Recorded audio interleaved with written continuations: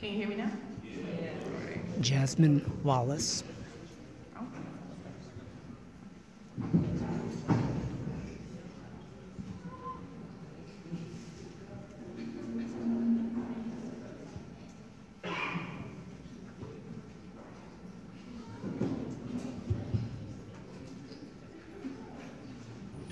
While struggling with the reality of being a human instead of a myth, the strong black woman has passed away.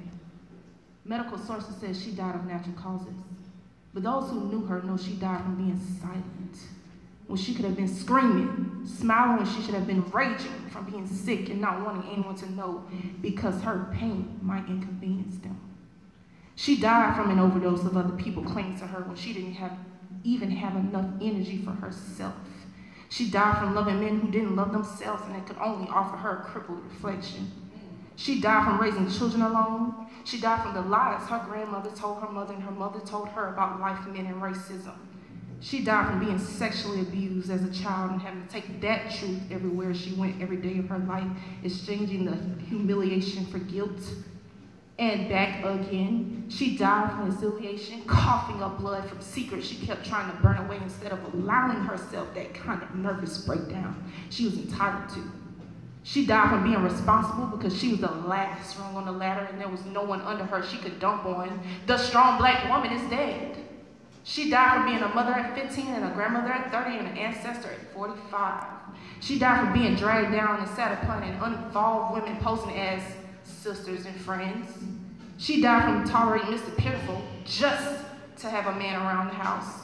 She died from sacrificing herself for everybody and everything when what she really wanted to do was be a singer, a dancer, or some magnificent other. She died from the lies of omission because she didn't want to bring the black man down. She died from tributes from her counterparts who she could have been matching her efforts instead of showering her with her dead words and empty songs.